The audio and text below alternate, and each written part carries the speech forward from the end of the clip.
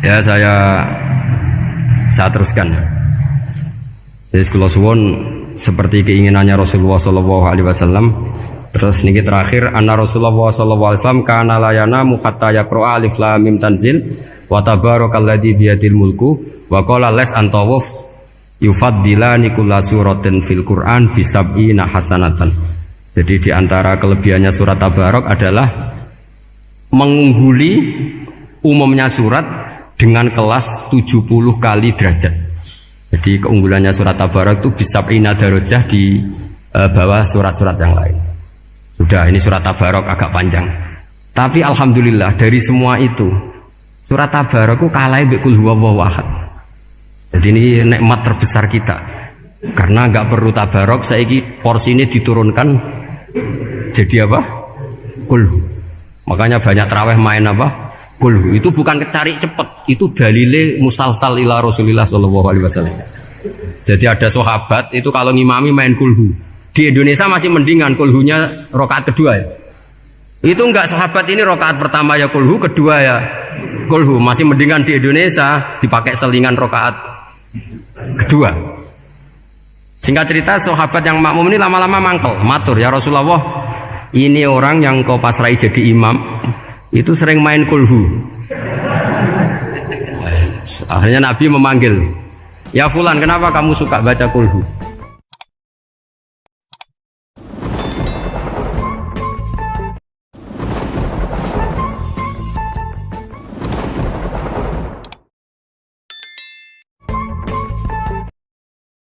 Terus niki kalau terangaken nggih. Tentu masyhur sekali ya di antara yang difahami semua ulama bahwa Quran itu bisa mensyafaati ya. Masyhur sekali bahwa Quran itu bisa apa? Mensyafaati. Bahkan syafaatnya Quran itu bedanya dengan syafaatnya Nabi adalah syafaatul Quran ini menghalau atau menghadang orang biar gak sampai kena azab. Tapi kalau syafaatnya selain Quran itu yang sudah kena azab diambil dari azab itu. Nah, dalu niki kalau kepengen matur teng jenengan sedanten karena niki lami sekali saya kaji bahwa malaikat, nggih malaikat sinten mawon itu juga kena konstitusi aturan fikih. Jadi kalau kita sebagai manusia wajib menghormati orang hafal Quran, nggak boleh nyadui wong hafal Quran, nggak boleh ngidoni wong hafal Quran, maka malaikat juga kena aturan yang sama. Karena dia, malaikat ini termasuk makhluk yang mukallaf, makhluk yang kena tatanan Allah Subhanahu wa taala. Sehingga Rasulullah sallallahu alaihi wasallam dawuh, surat Tabarok disebut Al-Munjiyah, Al-Waqiyah, surat yang bisa menyelamatkan yang hafal dari siksa kubur. Pokoknya singkat cerita, ada orang itu fasik, mungkin ya layak disiksa. Pas sampai disiksa malaikat, surat Tabarok muncul menjelma sebagai seseorang. Kalau kamu menyiksa orang ini berarti nyiksa saya. Terus kata malaikat, anti min kalamillah, ya rujuknya memang perempuan karena surah itu dari muannas karena ada taknya. Anti min kalamillah, kamu ini termasuk kalamullah. Wa ana akrahu musa'ataki, tentu aku enggak berani menyiksa kamu. Ya terus berdebat kata malaikat, ini orang enggak benar, ini orang fasik, saya harus mukuli dia. Kata surat Tabarok, sak fasek-faseknya aku itu ning atine. Enak nyiksa dekne nyiksa aku. Wahnya debat karena nggak ada mahkamah konstitusi. Terus walhasil terus malaikat bilang gini, ya sudah kita lapor kepada Allah Subhanahu wa taala. Lapor, akhirnya surat Tabarok ini cerita ke Allah, ya Allah, ini orang setiap kali datang ke saya dari sekian surat-surat yang ada di Quran, orang ini milih saya. Yang dipelajari ya saya, yang dihafalkan juga saya. Ini kata surat Tabarok kepada Allah. Jika orang ini hafal saya tidak ngefek ke dia untuk tidak disiksa, maka mendingan saya tidak termasuk kitabika, saya tidak termasuk Quran saja. Wong jadi Quran ora iso nyafaati. Terus kata Allah, lho kowe kok emosi kata Allah. Ya harus emosi dong Gusti. Masa wis dadi Quran kok gak iso nyafaati sing hafal. Terus kata Allah, wis pek aman. Makanya terus banyak orang ngapalkan surat Tabarok. Ya ini sekaligus ijazah nih. Untuk meradam kemarahan malaikat niku apal surat tabarok. Syukur-syukur apal 114 surat. Oh niku malaikat sinten mawon pun kena ini. Cukup apal tabarok. Sehingga adatnya orang-orang Jawa selain apal Yasin itu apal tabarok. Nah saya itu lama sekali mempelajari bab ini. Ternyata di antara pokoknya itu satu, karena malaikat itu kena aturan fikih. Nggih imut nggih, malaikat itu juga kena aturan fikih. Jika orang hafal Quran itu haram disadui, kita haram menghinakan, maka malaikat juga kena aturan tidak boleh menghinakan orang yang hafal Quran. Dan alhamdulillah di banyak syurahul hadis, hafal Quran itu maknanya tidak harus hafal semuanya. Orang boleh hanya hafal tabarok, boleh hanya hafal waqiah. Itu kalau kamu hafal betul, surat ini juga bisa berdiri sendiri mensyafaati Anda. Kayak ini surat tabarok, beliau matur kepada Allah SWT. Redaksinya gini, inna fulanan amida ilayya min baini kitabika fata'allamani wa ta'alani. Jadi dari sekian surat yang ada di Quran, orang ini selalu milih saya ya Allah. Jadi gampangannya surat tabarok, wong saya diprioritaskan orang ini, kok saya dingin-dingin saja ketika mau jenengan siksa, ini enggak fair. Apa gunanya saya sebagai kalamullah, sebagai kalamuka ya Allah, kemudian tidak ngefek kepada orang ini. Akhirnya walhasil sama Allah surat tabarok diberi hak syafaat. Makanya akhirnya semua ulama ijma yang bisa mensyafaati itu adalah satu Quran, dua Rasulullah SAW, ketiga orang-orang soleh dan seterusnya. Tapi yang penting dari ngaji ini adalah bahwa malaikat itu kena konstitusi. Makanya saya punya ijazah untuk jenengan. Malaikat itu bisa diteror, sama tenang saja. Malaikat itu bisa diteror, bisa dibully. Masyhur itu di cerita Nurul Dholam, karangannya Senawawi. Sayyidina Ali yang mbahnya Habib Ali ini, Sayyidina Ali bin Abi Thalib. Ya jadi Rasulullah kita tahu punya menantu yang top alim alama namanya Sayyidina Ali. Sayyidina Ali ku yang menuso. Jadi dekne ku iseng kepengen roh Umar ku wedi. Mergo mangkel. Wong kok ning donya anggere wong tau disentak iku kepengen roh Umar disentak, wong sak urip-uripe nyentak wong. Walhasil Sayyidina Ali ketika Umar wafat, beliau berdoa, ya Allah saya beri kasef supaya ngerti Umar sing mletene ngono anggere wong disentaki wani gak nyentak mungkar nakir. Itu tok tujuannya. Karena Sayyidina Ali itu orang yang luar biasa, walhasil dituruti mbek pangeran kasef. Wasef melihat mungkar nakir datang itu matanya kalkidril ghali, kayak apa panci yang menganga. Seru. Umar baru bangun dari kubur. Sayyidina Ali sebenarnya ingin melihat kalahnya Umar. Sebetulnya niatnya itu ingin melihat kalahnya Umar. Ternyata Umar tersinggung, langsung berdiri. Hei malaikat, kamu itu harus punya akhlak. Kamu tahu saya siapa? Saya ini temannya kekasihnya Allah. Yang diandalkan temannya, bukan dia. Jadi bolehlah neror malaikat itu boleh. Kamu tahu saya ini siapa? Saya ini temannya kekasihnya Tuhan, kekasihnya Allah. Ya ke sopo kancane Nabi Muhammad. Itu panik mungkar nakir. Panik terus matur Allah, ya Allah ini ada orang yang saya teror malah saya diteror. Siapa dia? Umar, temannya kekasihmu. Kata Allah, yo kowe iku yo sing di akhlak sithik mosok ambek kancane Nabi gitu. Semenjak itu terus sopan jawab mungkar nakir. Tapi Sayyidina Ali gagal ngelihat Umar kalah. Padahal cita-citanya kepengin Umar itu sekali-kali kalah. Jadi ada sekian cara untuk apa kalau dibahasakan untuk meredam malaikat. Masyhur ada ulama alim alama pekerjaannya mengajar tauhid. Ngajar tauhid lah, mungkin tauhid primbon sampai tauhid apa.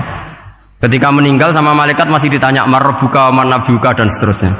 Imam Malik datang, "Hei malaikat, ini guru tauhid, saurip-uripe mulang tauhid. Kowe ora tau mulang kok takok sing tukang mulang. Sing sopan." Ya sudah enggak usah tanya. Jadi cerita seperti ini mungkin orang lain boleh nggak percaya, tapi itu mudawwan, dibukukan di beberapa kitab, dan saya percaya itu karena secara umum kaidahnya adalah ala inna auliya Allahi la khaufun alaihim wa lahum yahzan. Tetap lahumul busyra fil hayatid dunya fil akhirah. Artinya kalau wali itu ngalami ketakutan ketemu mungkar nakir, berarti dia tidak punya busyra fil akhirah. Padahal para wali ini dijamin punya busra, mendapatkan gembira di dunia, juga mendapatkan gembira di akhirat. Artinya kalau para wali ngalami ditanya mungkar nakir, terus takut, apa mana bayangno kepuyah-puyah, wah itu lahumul busra. Jadi makanya zaman nanti kalau ditanya mungkar nakir, marbuka, saya guru tauhid. ngajar di Qudsiyah kelas 6. Harus jelas. Saya kalau ditanya juga gitu, saya guru Minhajul Abidin, ngajar di Habib Ali gitu. Minhajul Thalibin, harus jelas. Kalau Pak Najib lebih gampang, ketua menoro. Lebih gampang lagi. Enggak apa-apa. Karena malaikat itu ternyata mukallaf. Mukallaf itu kena aturan hukum. Enggak boleh dia selonang-selonong. Kena aturan hukum. Makanya fa inna Allah ta'ala la yu'adzibu qalban wa al-Qur'an. Allah tidak akan menyiksa hati yang ada di Quran. Kalau orang hafal Quran sampai mati, artinya dia membawa Quran. Dan artinya apa? Malaikat kena aturan tidak boleh melecehkan orang yang membawa Al-Quran. Sehingga surat Tabarak gak terima. Ini orang ini hafal saya. Kalau kamu mukulin dia, kena saya. Tapi ini orang fasik. Tapi saya di situ. Kalau mukuli dia, kena saya. Akhirnya kompromi, terus konsultasi bi Allah. Akhirnya dibenarkan surat Tabarak. Ya, terus ini sudah clear ya, lolos ya, mungkar nakir lolos. Baru kayak surat apa? Tabarak. Mungkin-mungkin buatan dites malih, nak dites malih ndredeg keliru ribet. Tapi saya percaya itu ya. Saya tidak bisa membayangkan ya. Ketika Quran disifati Rasulullah SAW bahwa Quran itu syafa', memberi syafaat, kemudian itu tidak ngefek. Saya itu keberatan sekali.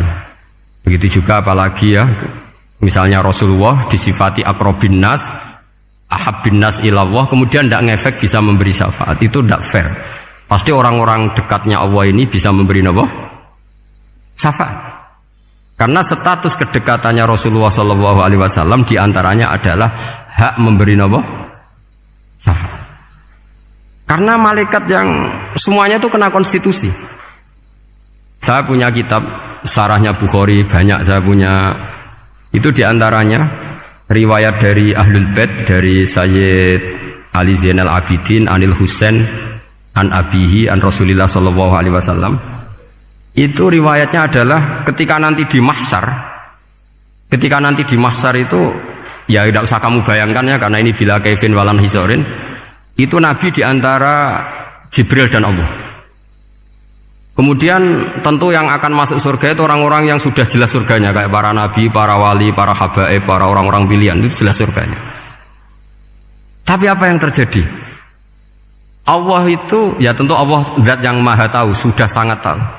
Itu nabi usulnya itu hanya satu, ay Rabbi. Saya masih apal teksnya, memang tak apalkan karena ini tak mau tak pakai senjata untuk ketemu para malaikat. Bukan ya Rabbi, kalimatnya ay Rabbi. Ay Rabbi ibaduka abaduka fi atrofil ardi. Lho Gusti, yang nyembah jenengan bukan hanya orang Kudus tok, bukan orang Menara tok, bukan madrasah-madrasah elit tok, bukan sekolah-sekolah Anggulun tok. Banyak orang yang di tengah hutan juga nyembah jenengan, banyak orang yang kerja di Korea juga nyembah jenengan, banyak orang dengan segala kemiskinannya juga nyembah jenengan. Tidak hanya orang-orang mainstream ini yang nyembah jenengan. Akhirnya Allah ini terus nyari orang-orang yang gak jelas alamatnya, gak jelas statusnya, tapi di hatinya hanya masih nyembah Allah Subhanahu wa ta'ala. Ini termasuk berkah dari rahmatnya Rasulullah Sallallahu Alaihi Wasallam. Jadi nanti yang jelas ya tentu akan dapat surga karena posisinya jelas. Yang enggak jelas diusulkan sama Rasulullah, ay Rabbi ibaduka abaduka fi atrofil ardi. Itu luar biasa. Saya pernah ke Korea itu haru karena di sana ya ada yasinan, ada dibaan. Padahal kerja di negara ateis. Itu kalau mereka sholat, itu nyuri-nyuri waktu makan, sholatnya itu di kamar mandi. Ya jangan bayangkan kamar mandinya kayak di sini yang sempit juga. Kamar mandi di kota-kota itu kan mungkin lebih bagus dibanding kamar tidur jenengan. Kayak di hotel-hotel itu kan kalau santri so ngantuk. Saking mewahnya, jadi bisa. Kadang ada yang tanya, mosok Gus kamar mandi nek gue sholat mau cuili. Iwak kamar mandimu ini kamar mandi. Ya sering udah tanya saya itu sholatnya sah apa enggak? Sah, semuanya gitu tak jawab sah terus. Dan itu yang nanti diusulkan Rasulullah Sallallahu Alaihi Wasallam, ay Rabbi ibaduka abaduka fi atrofil ardi. Di luar orang-orang yang mainstream itu ya Allah, banyak orang yang menyembah jenengan. Saya tuh pernah nangis ketika di Bandara Jakarta ketemu orang wireng, serai melarat, jelas melarat, wireng guys. Ini ketemu saya cium tangan. Gus saya ini itu habis dari Selandia Baru. Kerjanya dia itu ikut mancing gitu, mancing ikan tuna di Selandia. Kalau saya di tengah laut itu sampai 2 bulan. Hiburan saya itu hanya ngaji jenengan lewat YouTube. Coba orang di tengah laut ngaji. Wah, itu seneng pojok bumi. Jadi ini umat Rasulullah Shallallahu Alaihi Wasallam. Makanya kalau suwon jenengan yakin saja terhadap syafaatnya Quran, karena semua malaikat itu kena aturan. Di antara aturannya adalah tidak boleh menyiksa orang yang di hatinya ada Al-Quran. Fa inna Allaha ta'ala la yu'adzibu qalban wa al-Qur'ana, karena Allah tidak akan menyiksa hati yang ada di Quran, yang ada Qurannya. Sehingga memiliki jelas gini riwayat saking Ibnu Katsir, supaya kula percaya, apalagi ini didhawuhkan Rasulullah sallallahu alaihi wasallam bahwa surat Tabarok adalah disebut munjiyah, penyelamat, juga disebut waqiyah, penjaga.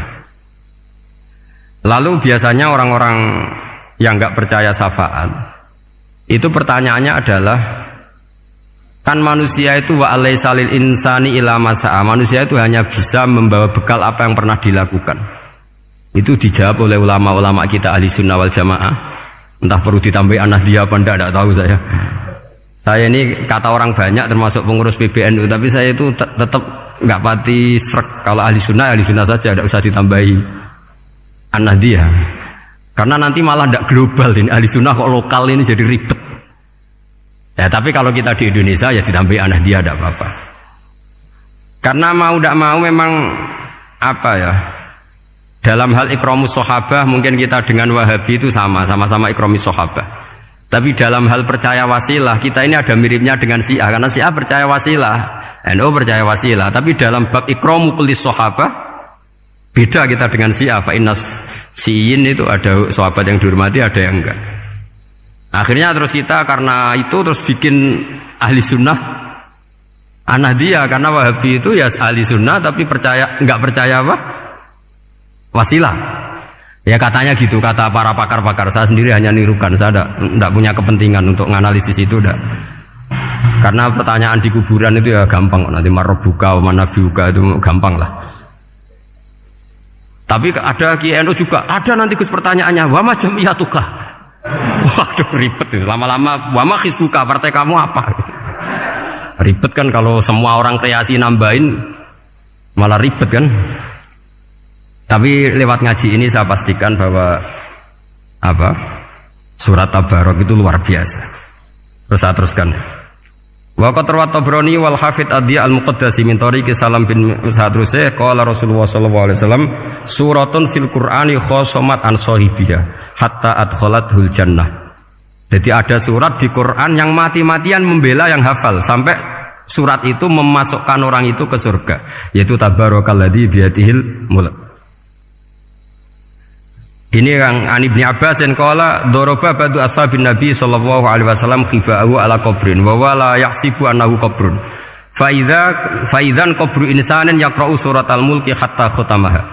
Fa'atan Nabiyya sallallahu alaihi wasallam faqala hiyal mani'ah hiyal munjiyah tunjihi min adzabil qabri. Jadi ada sahabatnya Nabi karena kemalaman dia bikin tenda di kuburan. Dia agak ngira kalau itu kuburan. Ternyata di situ ada orang Sohibul Qabri ini baca surat Tabarok. Baca surat Tabarok. Kemudian peristiwa itu dilaporkan ke Rasulullah. Jawabnya Nabi apa? Memang surat Tabarok itu al-mani'ah, yang bisa menghalau atau menolak azab. Terus hiyal munjiyah, memang surat Tabarok itu menyelamatkan tunjihi min adzabil qabri, akan menyelamatkan orang itu dari siksa kubur. Ikut ke sekolah. Wa qala Tabrani haddatsana Muhammad bin Hasan. Terus qala Rasulullah sallallahu alaihi wasallam lawadittu annaha fi qalbi kulli insani min ummati. Karena keramatnya surat Tabarok seperti itu, kata Nabi lawadittu pakai lam taukid. Yakti seneng ingsun annaha di surah yaitu Tabarok fi qalbi kulli insani min ummati. Karena keramatnya surat Tabarok seperti itu, saya suka kalau semua umat saya itu hafal itu. Nah, alhamdulillah barokahnya didikan para kiai, para guru. Hampir semua kita ini hafal surat Tabarok. Daripada yang kampanye harus hafal Quran semua, ya sudahlah, ini al-maisur la yasqutubil ma'sur atau ma la yudraku kulluh la yudraku kulluh. Jadi saya itu punya santri orang Sulawesi. Itu dulu guru gitar. Santri di Jogja, dia dulu sekolah kesenian di Jogja terus jadi guru gitar. Saya ini kan kiai fikih. Saya madzhabnya sama dengan Pak Najib, termasuk ngaramkan gitar saya ini. Mau tak haramkan kok ora gelem ngaji malah ribet, tak halal no gitar kok tak halal. Wis meneng ae. Semeneng ae. Saya niru Mbah Mun nek sekono jawabane semeneng gak. Ya takok kadang, Gus, main gitar hukumnya piye? Kurang pegawean tak bisa bener. Halal tak haram, Gus? Kurang pegawean sejelas. Halal haram takok ribet. Tapi yang unik dari itu apa? Tiap tahun Beb itu datang ke saya setor surat Tabarok. Kadang ya setor 5 ayat, 20 ayat, sampai khatam. Naik pesawat dari Sulawesi. Gara-gara ngaji saya sudahlah Gus, sementing aman. Jadi aku ning donya wis main gitar saenakku, nak gak apal Tabarok bahaya gitu. Dia ngapalkan, apal betul. Sekarang kemarin setornya khatam. Ya hanya untuk ngelawan malaikat saja itu, untuk ngelawan malaikat itu. Saya kok tertarik itu. Nah yang repot saya, Beb, saya kiainya ngajarkan itu tapi lupa ngajarkan haramnya yang gitu-gitu. Wah ya ribet ya, sudah lah nanti biar jurusi Allah Subhanahu wa ta'ala. Sudah itu sudah. Karena jadi kiai itu repot. Saya pernah Beb, tanggal 1 Syawal itu punya teman zaman di Sarang. Wong wis wireng kriting soer, wireng kriting. Jarang ke saya tanggal 1 Syawal kecuali pas itu. Ternyata datang tuh karena teman saya, semakan senior saya, mau teko mau ngijazahi saya. Gus, kowe nak dadi kiai sing hati-hati. Ojo geman dalil sing kira iso nglakoni. Ono apa? Dia itu datang ke saya berarti tanggal 2 ya, tanggal 2 sore. Dia itu pas Idul Fitri itu pidato. Man shoma Ramadan wa atba'ahu sitan bin Syawal faka'annama shomat dahrakullah. Itu orang lugu-lugu poso. Barang tanggal loro pas wandekne rokokan. Terus wong lugu-lugu, wah rugi bah aku poso jebule jenengan ra kena dinut. Jadi semuanya yang poso 6 hari itu ngikuti kiai itu. Ternyata pas disowani pas rokokan, rugi bah aku anut jenengan. Tak nut-nut poso jebule jenengan gak poso. Aku yang mending ngene, lha opo kowe dalil ngono barang ngono lha opo ora iso nglakoni. Makanya ini hati-hati para kiai, nek dalil sing ora iso nglakoni ra usah. Nak khutbah id ora usah cerita poso 6 hari, kok malah diciri orang. Ya cerita wae wong nak berposo dosane di sepuro insyaallah, pokoke yang gampang-gampang saja. Nak dolan ning gone wong awan-awan dosa ganggu. Nak ra dolan sombong kegelem silaturahim. Wae ngomong yang umum-umum saja. Jangan dalil poso 6 apa? Hari itu sekali ada yang anut ternyata kamu ndak bisa, wah itu repot. Ya jadi saya berharap sekali keyakinan guru-guru kita bahwa Al-Quran mensyafaati itu kita terima. Kita terima an ilmin wa an bayinatin wa an hujatin. Kita bukan sekedar terima karena itu dawe guru enggak, tapi satu bayinah. Yaitu logikanya adalah malaikat itu mukallaf. Mukallaf itu kena aturan hukum. Jika manusia kena aturan hukum harus menghormati orang hafal Quran, maka malaikat juga kena aturan yang sama. Yaitu harus menghormati yang hafal Quran. Jadi boleh kamu nanti ketemu malaikat mungkar nakir, sertifikat Iqra khatam, qiraati khatam. Syahadah saya hafid terbaik. Ya supaya dia enggak sembarangan nyiksa kita. Wah aku yakin mesti gak wani, yakin. Jajal sebenarnya. Tapi sampean matur, ojo tes tapi. Karena sekali dites bulet tuh. Ya jadi ini jelas ya, dawuh Nabi ketika cerita keramatnya surat Tabarok, dawuh Nabi lawaditu annaha fi qalbi kulli insanin min ummati. Wa qad rawa hadzal hadits Abd bin Humaid fi musnadihi bi absato min hadza. Faqala ada yang cerita lebih detail di riwayat itu fa innaha al munjiyah wal mujadilah tujadilu auto khosimu yaumal qiyamah inda rabbiha liqairiha. Nah ini lebih gampang lagi.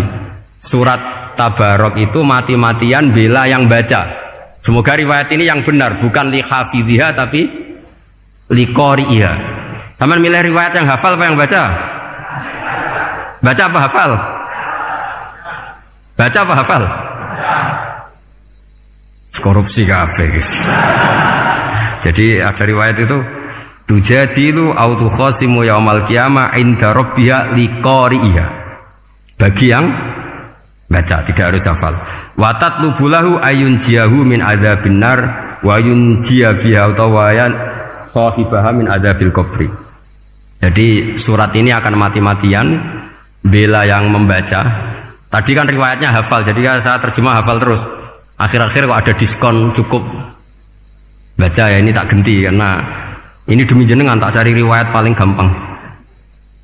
Sebetulnya ini enggak etis, kayak ilmu pesanan. Ya, tapi ya sudah, memang ada riwayat apa likoriha. Akhirnya Nabi ya lagi-lagi menutup dawe lawaditu annaha fi qalbi kulli insani min ummati. Saya suka lawaditu itu pakai lam litaukid itu. Lawaditu annaha fi qalbi kulli insani min ummati. Tapi saya suka sekali kalau itu ada di hati semua umatku. Artinya gini, dari sekian riwayat sebetulnya itu kuat riwayat yang hafal. Karena Nabi selalu menutup dengan ngendikan saya suka kalau itu ada di hati, selalu ada di hati. Itu artinya hafal apa baca? Yo menengah ya, pucat kandani kok angel teman. Hafal apa baca? Lawaditu annaha fi qalbi kulli insani min ummati. Itu hafal apa baca? Hafal. Ya berarti hafal. Ini yang hafal tabarok berapa? Semua ya? Hafal semua? Aman berarti, no? Jadi kulo niku gak ada kitab banyak tentang usul fikih. Sebenarnya kepentingan saya itu bukan masalah usul fikihnya, tapi kepentingan bahwa konstitusi ilmu, saya ulang lagi apa, konstitusi ilmu yang difahami ulama ummati Rasulullah sallallahu alaihi wasallam itu ternyata fa innahu ta'ala bahabihim al malaikah. Allah itu bangga sekali dengan para malaikat. Makanya kamu harus ngaji usul fikih, ngaji apa saja. Karena malaikat itu tidak bisa mikir gak jenengan, yang bisa mikir itu jenengan. Sehingga ketika presentasi cara bahasa sekarang, termasuk keramatnya Imam Amudi, itu ada cerita ini ada di Nailul Ma'mul kalangannya Syekh Mahfud At-Turmusi. Imam Amudi itu ulama top, tapi dia ngajarnya itu matematika. Jadi ulama nggak ngajar tauhid, nggak ngajar tarikh, nggak ngajar pesolatan, tapi ngajar matematika. Akhirnya, tapi di hatinya ini, makanya ulama itu punya sirri bisirri asrorihim al-fatihah itu ya di sini. Di hatinya itu menurut dia, ilmu paling efektif untuk menjelaskan logika tauhid itu ya matematika. Singkat cerita, ketika ketemu para malaikat, ngendikannya Allah, ya Amudi, kenapa kamu sering belajar matematika? Li tauhidika ya Rabbi, supaya saya mentauhidkan engkau. Ajari para malaikat. Jadi malaikat dipanggil semua sama Allah. Hei waya malaikat, hei para malaikatku, dengarkan kajian Imam Amudi. Dengarin semua. Dia nerangkan di bor hanya sedikit. Nisbatus naini wa arba'atin wa khamsin sampai terus ilal wahid, semuanya nisbatul far'i ilal asli. Wes aku gawe angka cek 1 juta, sak miliar, tetep awalnya iku siji. Mbok donya jumlahe cek alam galaksi, cek planet wis santek. Tetep asal usulnya siji. Kabeh iku pengembangan nisbatul far'i ilal asli. Liyane zat sing wahid iku kabeh far'un, cabang mintil kal wahdah. Malaikat manduk-manduk kabeh ya, kabeh iku kok Allah. Jadi angka sebanyak apapun itu ya nisbatul far'i ilal asli. Jadi 2 ya enggak asli, yang asli 1. 5 ya sama, 1 miliar ya sama, 1 triliun semua. Berapapun jumlahnya bilangan, semuanya adalah far'un minal wahid. Terus kata Allah, oh iki lho ulama aku pinter tenan nerangno tauhid. Nah, malaikat kan monoton. Pokoknya wiridan sudah gitu dok.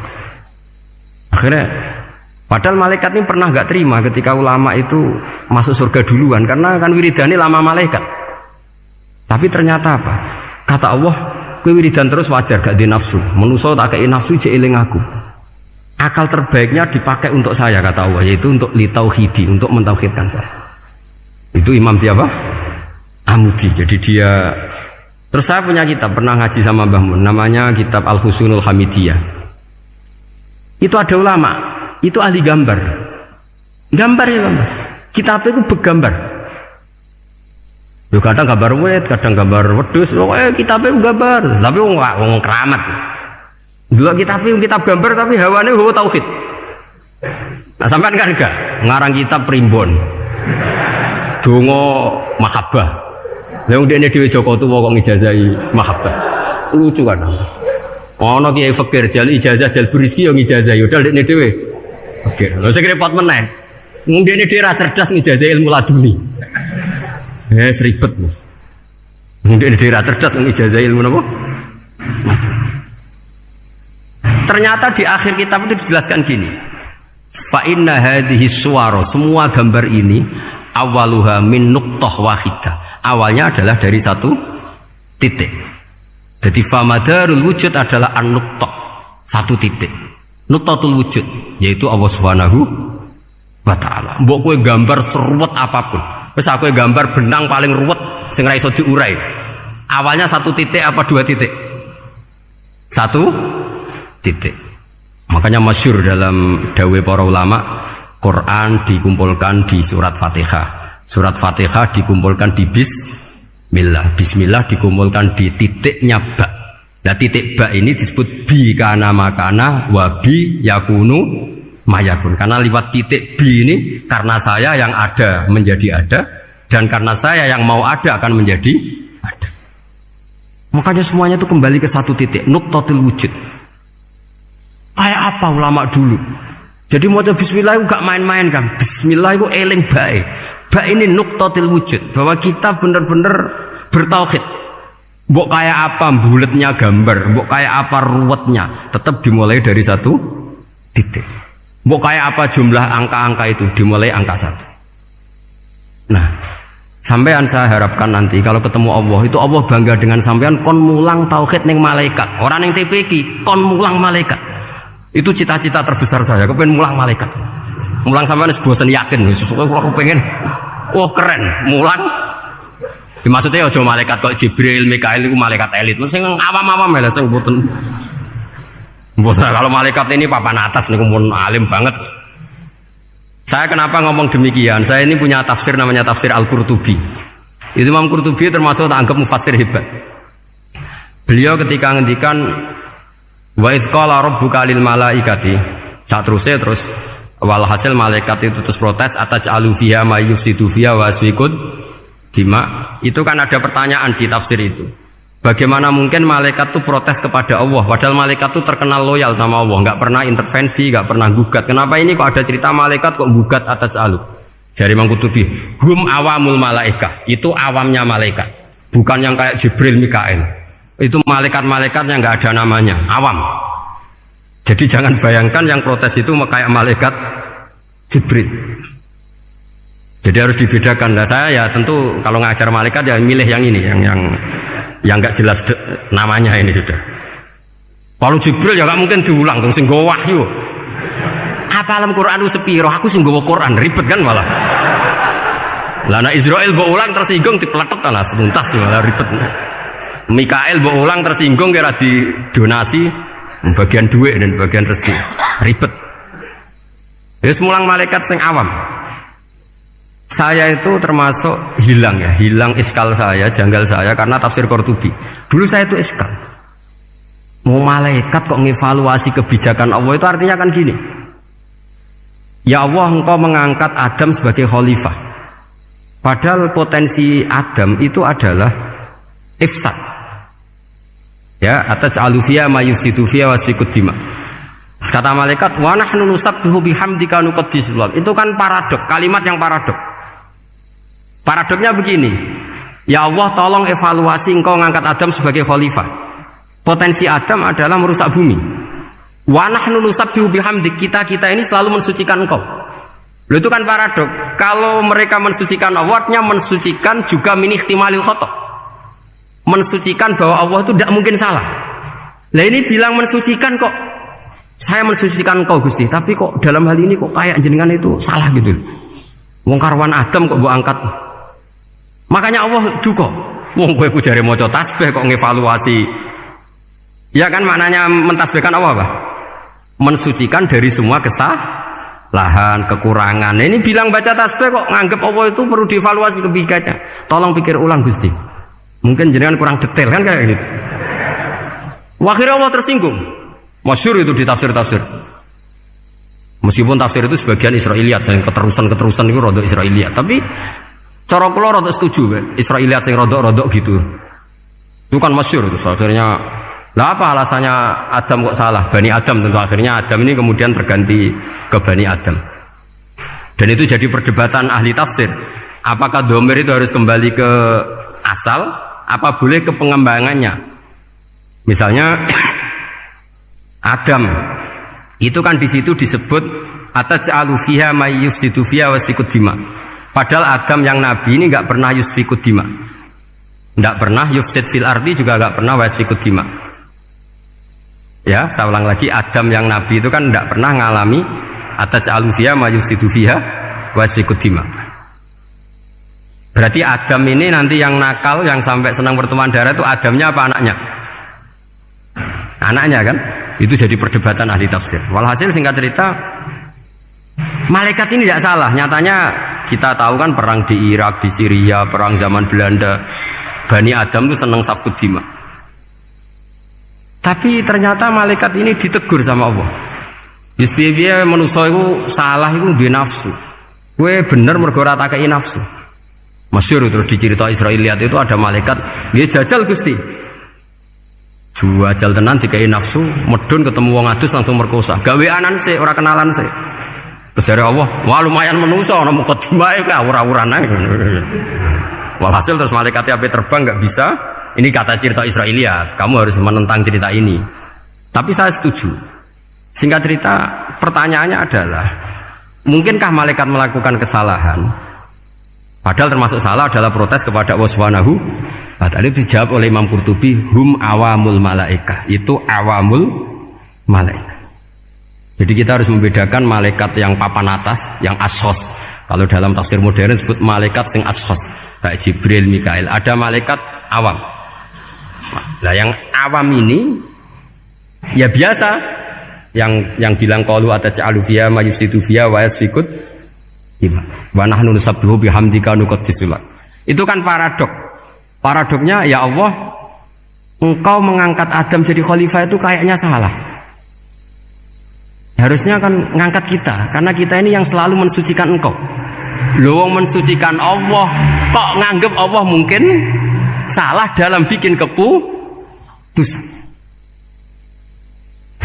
Makanya hati-hati kalau baca tasbih. Kalau baca tasbih, kalau Allah Maha Suci, ya sudah suci dari segala kesalahan, kekurangan. Sehingga wiridannya Rasulullah yang diajarkan kita, subhanallah bihamdi adada khalqi wa ridha nafsi wa zinata arsy midada kalimati.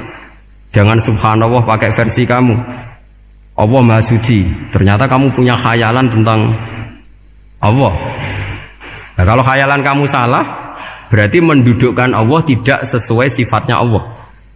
Makanya ahli tauhid terus punya satu pakem ilmu yang namanya ma khatara bi balika fa wa bi khilafi dzalik. Apa yang ada di hatimu bahwa Allah seperti ini, hakikatnya Allah tidak akan seperti itu, karena Allah mukhalafatul bil hadis. Karena ini masalah-masalah sensitif. Dan itu yang salah, saya ulang lagi, awamul malaikah. Kata Imam Qurtubi siapa? Awamul malaikah. Ya, saya teruskan. Jadi kalau suwon seperti keinginannya Rasulullah SAW.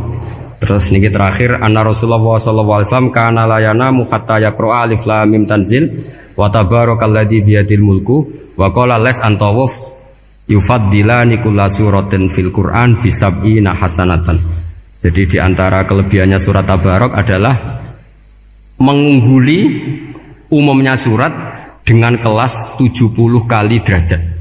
Jadi keunggulannya surat Tabarak itu bisa darajah di bawah surat-surat yang lain. Sudah, ini surat Tabarak agak panjang. Tapi alhamdulillah dari semua itu surat Tabarak itu kalah bi qul huwallahu ahad. Jadi ini nikmat terbesar kita. Karena nggak perlu Tabarak, saiki porsi ini diturunkan jadi apa? Qul. Makanya banyak tarawih main apa? Kulhu. Itu bukan cari cepet, itu dalile musalsal ila Rasulillah sallallahu alaihi wasallam. Jadi ada sahabat itu kalau ngimami main kulhu. Di Indonesia masih mendingan kulhunya rakaat kedua ya. Itu enggak, sahabat ini rakaat pertama ya kulhu, kedua ya kulhu. Masih mendingan di Indonesia dipakai selingan rakaat kedua. Singkat cerita, sahabat yang makmum ini lama-lama mangkel, matur, ya Rasulullah, ini orang yang kau pasrai jadi imam, itu sering main kulhu. Akhirnya Nabi memanggil, ya Fulan, kenapa kamu suka baca kulhu? Li'annaha sifatur rahman, karena dalam surat kulhu itu semuanya menerangkan sifatnya Allah Ta'ala. Maka saya suka itu.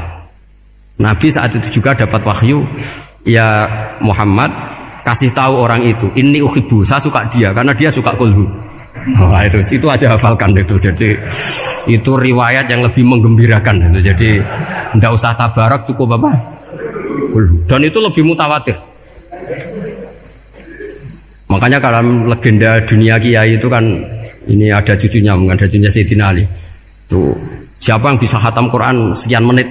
Yang menang Sayyidina Ali ya, karena baca kulhu sampai 3 kali. Yang dianggap takdilul Quran, sudah sama dengan baca Quran. Jadi ini ijazah terakhir, ini jadi porsinya tambah turun. Saya itu suka. Saya itu punya banyak penggemar lah di Jogja, di Jakarta. Memang agama ini harus mudah. Saya itu kalau baca kulhu itu sampai nangis. Nangis saya bukan karena faham atau haru, itu enggak. Sebaik itu Allah. Masa gara-gara hafal kulhu, main kulhu dicintainya? Ya karena memang Allah itu benar-benar zat yang baik. Makanya saya punya teman itu kurang ajarnya, masya Allah. Kalau tes ditanya rukun Islam berapa, nawakidul wudhu berapa, muftitatus sholat berapa, semuanya dijawab la ilaha illallah. Terakhir ditulis kafir Pak, sama anak nyalano iki. Nyalano la ilaha illallah kafir apa enggak? Gurunya bingung kan akhir. Di ek iku la ilaha illallah kok di ek. Akhirnya bocah diceluk, "Cung maksud piye? Mun sampean wani ngaek Pak, kafir Pak." Akhirnya sugahno ribet-ribet. Pertanyaan apa tuh? Ma mubtilatu sholat ya la ilaha illallah. Nah gitu wudu ya. Tapi jangan tiru loh. Lah gurune kok pengen kawani kafir. Siapa yang berani ngek la ilaha illallah? Ya ana meneh sing buweling. Sanging belinge disurati wong tuane. Kalau nu mondok sarang era kuno, dadi ijek lugu wong. Surati wong tuane, kowe gak susah, wong tuamu disurati. Tenang ya Gus, bapakku buta huruf. Dadi wis disurati, gak ngefek wong bapake buta huruf.